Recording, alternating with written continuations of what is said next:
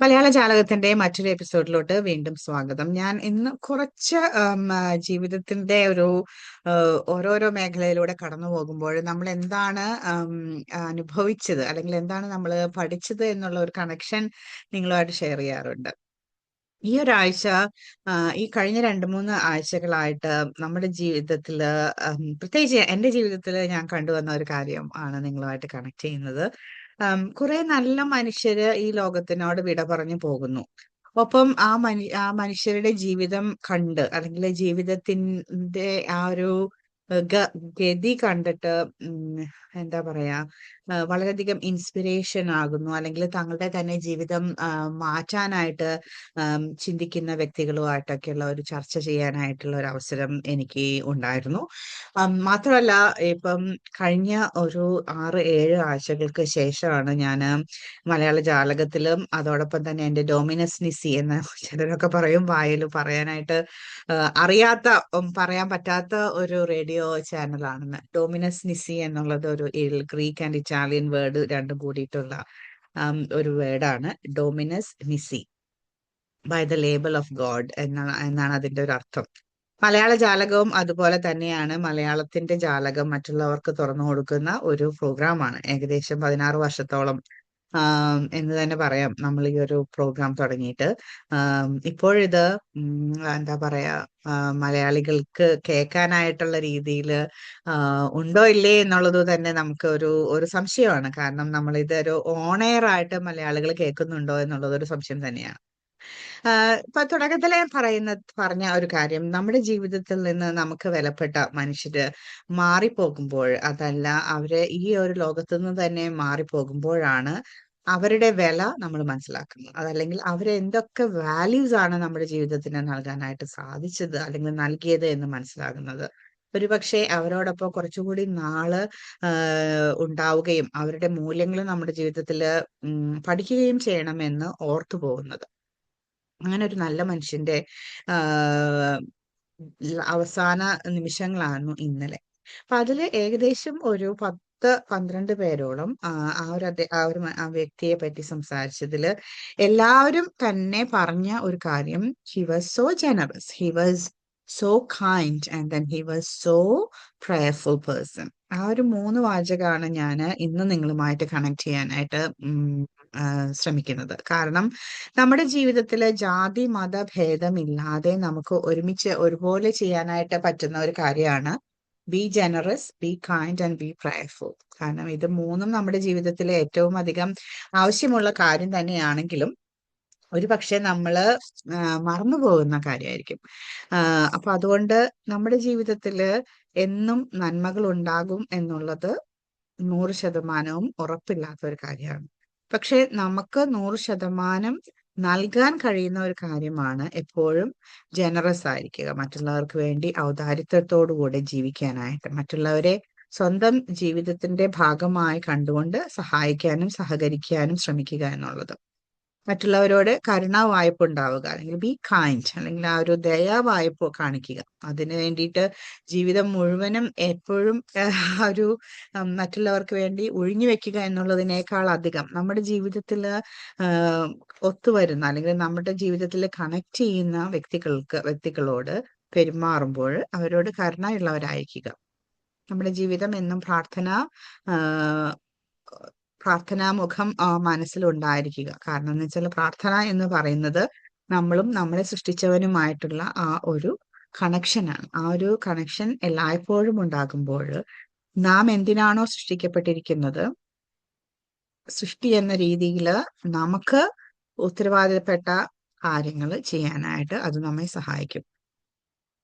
അപ്പൊ അതുകൊണ്ട് ആ 3 കാര്യങ്ങളാണ് എനിക്ക് ഈ ഒരു ദിവസം ഏറ്റവും അധികം എൻ്റെ ഹൃദയത്തിൽ കണക്ട് ചെയ്തത്. എപ്പോഴും ചോദിക്കുന്ന ഒരു ചോദ്യമുണ്ട്, ഒരാൾ മരിക്കുമ്പോൾ മാത്രമാണ് അയാളുടെ നന്മ നമ്മള് പ്രകീർത്തിക്കുക, അല്ലെ? പലവട്ടം പല രീതിയിൽ പ്രകീർത്തിക്കും.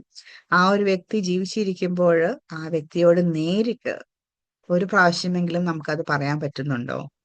U are kind, your generosity is helping me to be a better person. അങ്ങനെ നിന്റെ ദയാവായ്പ്, നിന്റെ ജീവിതം ഏറ്റവും നല്ലൊരു ജീവിതത്തിലേക്ക് നയിക്കാനായിട്ട് മോട്ടിവേറ്റ് ചെയ്യുന്നുണ്ട് അല്ലെങ്കിൽ സഹായിക്കുന്നുണ്ട് എന്ന് ഒരു പ്രാവശ്യമെങ്കിലും ആ ഒരു വ്യക്തിയോട് നമുക്ക് പറയാൻ പറ്റുന്നുണ്ടോ? ഇല്ല എന്ന് തന്നെയാണ് എൻ്റെ ഒരു ഒരു അഭിപ്രായം. നിങ്ങൾക്ക് അങ്ങനെ പറയാൻ പറ്റുന്നുണ്ടെങ്കിൽ തീർച്ചയായിട്ടും അത് നല്ലൊരു ആം, മോഡലാണ്. കാരണം നമ്മൾ മരിക്കാൻ പോകുമ്പോൾ എങ്കിലും ഒന്ന് അറിയുവാണെങ്കിൽ നല്ലതല്ലേ? എന്റെ ജീവിതം മറ്റുള്ളവർക്ക് ഒരു നല്ലൊരു മാതൃകയായിരുന്നു. അതല്ല ഞാൻ ചെയ്ത ഒരു കാര്യമെങ്കിലും അത് മറ്റുള്ള ഒരാൾക്ക് നന്മയായിട്ട് പരിണമിച്ചിരുന്നു എന്ന് അറിയുന്നത് ആ വ്യക്തിയെ സംബന്ധിച്ചിടത്തോളം മരണക്കിടക്കയിൽ കിടക്കുമ്പോൾ ഏറ്റവും അധികം ആശ്വാസം നൽകുന്ന ഒരു കാര്യമായിരിക്കും. അപ്പൊ അതുകൊണ്ട് മരിച്ചു കഴിഞ്ഞ് അവരുടെ സഹോദരി സഹോദരന്മാരും ഭാര്യ ഭർത്താവ് കുട്ടികളോട് അയാളെ പറ്റി അല്ലെങ്കിൽ ആ ഒരു വ്യക്തിയെ പറ്റി വാ തോരാതെ പുകഴ്ത്തി പറഞ്ഞതിനേക്കാൾ ഏറെ ആ വ്യക്തിയോട് നേരിട്ട് നിന്റെ ജീവിതത്തിൽ വന്ന അനുഭവം പങ്കുവെക്കുന്നതല്ലേ നല്ലത്. ഇതിന് കാരണം എന്താണെന്ന് വെച്ചാല് കഴിഞ്ഞ ദിവസങ്ങളില് എൻ്റെ ജീവിതത്തില് ഒരുപക്ഷെ ആരും തന്നെ അറിഞ്ഞിട്ടില്ലാത്ത രീതിയിൽ ഏറ്റവും അധികം ഒരു സഹായം എൻ്റെ സഹായം ഏറ്റവും ആവശ്യമുണ്ടായിരുന്ന ഒരു കാലഘട്ടത്തില് ആരും അറിയാതെ സഹായം ചെയ്ത ഒരു വ്യക്തി മരണപ്പെടുകയുണ്ടായി. അപ്പോൾ അതിൽ ഞാനിങ്ങനെ ആലോചിക്കുമ്പോൾ എന്തായാലും ആ വ്യക്തിക്കും എനിക്കും ഒരുപക്ഷെ ആ സമയങ്ങളിൽ അറിയാമായിരുന്നു എന്നെ ഏറ്റവും അധികം സഹായം ചെയ്യുന്നുണ്ട് എന്ന്. അതിനുശേഷം ഒരിക്കൽ പോലും ആ ഒരു സഹായം എനിക്ക് എൻ്റെ ജീവിതത്തില് ഏറ്റവും അധികം ശക്തി നൽകിയ ഒരു അനുഭവമായിരുന്നു എന്ന് നേരിട്ട് പറയാൻ എനിക്ക് കഴിയാതെ പോയി. പിന്നീട് അത് മറ്റുള്ളവരോട് പറയുന്നതിനേക്കാൾ അധികം ഞാൻ നേരിട്ട് എൻ്റെ ജീവിതത്തില് നേരിട്ട് ആ ഒരു വ്യക്തിയായിട്ട് സംസാരിക്കുന്നതല്ലേ എന്ന് തന്നെ ആലോചിച്ചപ്പോഴാണ് എന്തുകൊണ്ട് ഞാനത് നേരത്തെ ആ വ്യക്തിയുമായിട്ട് പങ്കുവച്ചില്ല എന്നുള്ള ഒരു കുറ്റബോധം എൻ്റെ മനസ്സിലുണ്ടായത്. അങ്ങനെ ഒരു കുറ്റബോധം ആ ഒരു വ്യക്തി മരിച്ചതിന് ശേഷം ഉണ്ടാകുന്നേക്കാൾ അധികം നിങ്ങൾക്കത് ആ ഒരു കുറ്റബോധം വരാതിരിക്കാനുള്ള കാര്യങ്ങൾ ചെയ്യുന്നതല്ലേ നല്ലത് എന്ന് ആലോചിച്ചത് കൊണ്ടാണ് അത് നിങ്ങളുമായിട്ട് പങ്കുവെക്കുന്നത്. എന്തായാലും ഒരേ ഒരു ചിന്ത മാത്രമാണ് ഇവിടെയുള്ളത്. നിങ്ങളുടെ ജീവിതത്തിൽ ആരെങ്കിലും നിങ്ങൾക്ക് നന്മ അല്ലെങ്കിൽ be generous be kind and kindful ആ ഒരു 3 രീതിയിൽ നിങ്ങളുടെ ജീവിതത്തിൽ എങ്ങനെയെങ്കിലും സഹായം നൽകിയിട്ടുണ്ടെങ്കിൽ നിങ്ങൾ തീർച്ചയായിട്ടും ആ വ്യക്തിയോട് പറയണം, ഇന്ന രീതിയിൽ നിങ്ങൾ ചെയ്ത ഈ ഒരു സംഭവം എന്നെ സഹായിച്ചിട്ടുണ്ട്, എൻ്റെ ജീവിതത്തെ ശക്തിപ്പെടുത്തിയിട്ടുണ്ട് എന്ന്. തീർച്ചയായിട്ടും നിങ്ങൾക്കും അവർക്കും ഒരുപോലെ ഉപകാരപ്പെടും. അതാണ് ഇന്നത്തെ എൻ്റെ തത്വചിന്ത. ഇന്ന് നിങ്ങൾ വൈകുന്നേരം ഫ്രീ ആണെങ്കിൽ നമ്മുടെ കേരളത്തിന്റെ തനത് കലയായ തെയ്യം 10 വർഷം ആഘോഷിക്കുന്ന വിഭജിക ഗ്രന്ഥശാല കൊണ്ടുവരുന്ന തെയ്യവും നാടകവും പുലിജന്മം എന്ന നാടകവും നമ്മുടെ ഈസ്റ്റില് ബോക്സിൽ ടൗൺ ഹാളിൽ വെച്ച് നടക്കുന്നുണ്ട്. താല്പര്യമുള്ളവര്, എനിക്കറിയാം ടിക്കറ്റ് സോൾഡ് ഔട്ട് ആണ് എന്നാണ് ഞാൻ അറിഞ്ഞത്. എങ്കിലും താല്പര്യമുള്ളവര് സുരേഷും അല്ലെങ്കിൽ അവരുടെ ഉണ്ണിയും ഒക്കെ ആയിട്ട് കണക്ട് ചെയ്യുവാണെങ്കിൽ നമുക്ക് എങ്ങനെയെങ്കിലുമൊക്കെ ടിക്കറ്റ് നോക്കാം അല്ലെ? അല്ലെങ്കിൽ നിങ്ങൾക്ക് ഓൾറെഡി ടിക്കറ്റ് ഉണ്ടെങ്കിൽ നമുക്ക് അവിടെ കാണാം എന്നുള്ളൊരു പ്രതീക്ഷയുണ്ട്. നമുക്കറിയാം ഓണാഘോഷങ്ങളുടെ ഭാഗം ആയിട്ടുള്ള എല്ലാവിധ പരിപാടികളും തുടങ്ങിക്കൊണ്ടിരിക്കുകയാണ്. എനിക്ക് തോന്നുന്നു ഓഗസ്റ്റ് 1 മുതലാണ് ഓണത്തിന്റെ ആ ഒരു ആഘോഷങ്ങള് വിന്തമിലും മെൽബണിലും ഒക്കെ തുടങ്ങുന്നത്. കഴിഞ്ഞ ദിവസങ്ങളില് നമുക്കറിയാം നമ്മുടെ ഇന്ത്യൻ പ്രസിഡന്റ് നരേന്ദ്രമോദിജി വന്ന സമയങ്ങളിൽ വളരെ മനോഹരമായ രീതിയിൽ കേരളത്തിന്റെ തനത് കലകള് മോഹിനിയാട്ടവും ഭരതനാട്യവും മറ്റു കലാരൂപങ്ങളും എല്ലാം അവിടെ ആ ഒരു ഓഡിറ്റോറിയത്തില് വളരെ മനോഹരമായിട്ട് പ്രദർശിപ്പിച്ചു. പക്ഷേ ഓണാഘോഷത്തോടനുബന്ധിച്ചിട്ടുള്ള വടംവലിയും അതോടൊപ്പമുള്ള മറ്റു എല്ലാ പരിപാടികളും ഓണസദ്യയും തിരുവാതിരയും മെഗാ തിരുവാതിരയും ഒക്കെ ആയിട്ട് ഓഗസ്റ്റ് 1 മുതലാണ് ഇവിടെ ഓണാഘോഷ പരിപാടികൾ ആരംഭിക്കുന്നത്. എനിക്ക് തോന്നുന്നു ഓഗസ്റ്റ് 1-ാം തീയതി ബാക്കസ് മാർഷൽ, ഓഗസ്റ്റ് 8-ാം തീയതിയാണ് വിന്ദ മലയാളി കമ്മ്യൂണിറ്റി ഗ്രൂപ്പിന്റെ സ്വന്തം ഓണം വെസ്റ്റ് ജിലോങ് ടൗൺ ഹാളിൽ വെച്ച് നടക്കുന്നത്. ഓഗസ്റ്റ് 8-ാം തീയതി ആർക്കെങ്കിലും നിങ്ങൾക്ക് ടിക്കറ്റ് ആവശ്യമുണ്ട് എന്നുണ്ടെങ്കിൽ ഏത് എക്സിക്യൂട്ടീവ് കമ്മിറ്റി മെമ്പേഴ്സുമായിട്ട് നിങ്ങൾക്ക് കണക്ട് ചെയ്യാവുന്നതാണ്. നിങ്ങൾക്ക് ആർക്കും എക്സിക്യൂട്ടീവ് കമ്മിറ്റി മെമ്പേഴ്സിനെ അറിയില്ല എന്നുണ്ടെങ്കിൽ മനോജ് ഗുരുവായൂർ, പായൽ, പ്രകാശ്, സന്ദീപ് തുടങ്ങിയ കുറെ ആളുകൾ ഉണ്ട്. നിങ്ങൾക്ക് ആർക്കും അവരെ ആരെയും അറിയില്ല, എന്നെ ഇപ്പോൾ കേൾക്കുന്നുണ്ടെങ്കിൽ തീർച്ചയായിട്ടും എന്നെ കണക്ട് ചെയ്യുക, ഞാൻ അവരുമായിട്ട് നിങ്ങളെ കണക്ട് ചെയ്യുന്നതായിരിക്കും. അപ്പം അത്രയും ഓണം. അതിനുശേഷം 22-ാം തീയതി വെസ്റ്റ് മെൽബൺ മലയാളിയുടെ ഓണാഘോഷം ബാക്കസ് മാഷ് ഹാളിൽ നടക്കുന്നു. 22-ാം തീയതി തന്നെയാണ് മറ്റ് നമ്മുടെ പള്ളി റിലേറ്റഡ് ആയിട്ടുള്ള കുറച്ച് ഓണാഘോഷങ്ങളും മറ്റു പരിപാടികളുമായിട്ട് നടക്കുന്നത്. പോയിന്റ് കുക്ക് മലയാളി അസോസിയേഷൻ തനിമയുടെ ഓണാഘോഷവും ലാവട്ടൺ ടൗൺ ഹാളിൽ വെച്ച് നടക്കുന്നു എന്നാണ് ഞാൻ അറിഞ്ഞത്. പിന്നെ അതോടൊപ്പം നമുക്കറിയാം വിന്തം വെയിലിൽ നമുക്ക് ചെറിയൊരു മലയാളി അസോസിയേഷൻ ഉണ്ട്, അവരുടെയും ഓണാഘോഷങ്ങൾ വരുന്നുണ്ട്. അപ്പം നമ്മുടെ വിന്തമിൽ തന്നെ അതിന് അപ്പുറത്തെ സൈഡില് മെൽച്ചണിലെ ഓണാഘോഷങ്ങൾ നടക്കുന്നുണ്ട്. വെസ്റ്റ് ജില്ലോങ്ങിന്റെ ഓണാഘോഷങ്ങൾ നടക്കുന്നുണ്ട്. അപ്പൊ ഓണം നിങ്ങൾ മിസ്സാക്കാതെ ഒരു പ്രാവശ്യമെങ്കിലും ഇലയിൽ ഓണം ഉണ്ണാനായിട്ട് ഈ വർഷം നമുക്ക് സാധിക്കട്ടെ എന്ന് ആശംസിക്കുന്നു. ഈസ്റ്റ് സൈഡിലോട്ട് നോക്കുന്നുണ്ടെങ്കിൽ നമുക്കറിയാം ഉത്സവിന്റെ ഓണം ഉണ്ടായിരിക്കും. അതിനുശേഷം മാവിന്റെ ഓണം, പിന്നെ ബെറുക്കിലെ ഓണം, പിന്നെ അങ്ങനെ ഓണങ്ങളുടെ വലിയ വലിയ വലിയ നിരകളുണ്ട്. പല രീതിയിൽ പല ഭാവത്തില് രൂപത്തിലൊക്കെ ഓണാഘോഷങ്ങൾ ഉണ്ടാകും.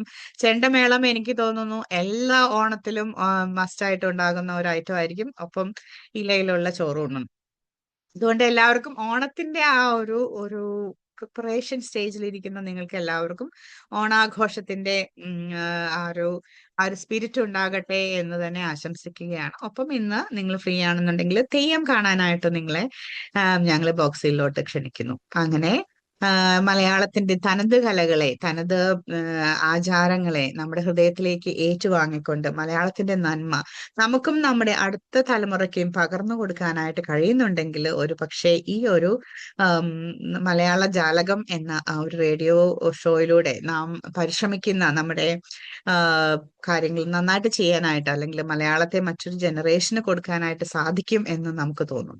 ഒപ്പം നമുക്കറിയാം നമ്മൾ ഇപ്പോൾ ചെയ്യുന്ന മറ്റു കാര്യങ്ങൾ എങ്ങനെയാണ് മലയാളം ഭാഷ കുഞ്ഞുങ്ങൾക്ക് കൊടുക്കാനായിട്ട് സാധിക്കുക എന്നുള്ള ആ ഒരു VSLന്റെ മലയാളം ക്ലാസ്സുകൾ നടക്കുന്നിടത്ത് ഒരു പുതിയ ടീച്ചറുടെ ഒഴിവുണ്ട് എന്ന് നമ്മൾ അറിഞ്ഞിരുന്നു.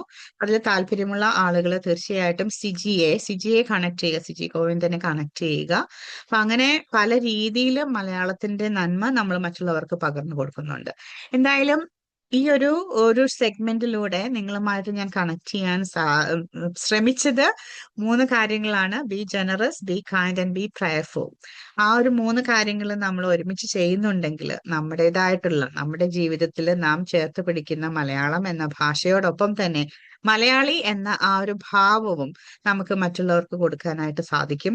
ജീവിതത്തിൽ എന്നും കരുണ നിറഞ്ഞ, നന്മ നിറഞ്ഞ ഒരു വ്യക്തിയാകാനായിട്ട് നമുക്ക് സാധിക്കും എന്ന് ഉറപ്പുണ്ട്. എന്തായാലും ആ നന്മ നിറഞ്ഞ വ്യക്തികളായിട്ട് നമുക്ക് മാറട്ടെ എന്ന് ആശംസിക്കുന്നു.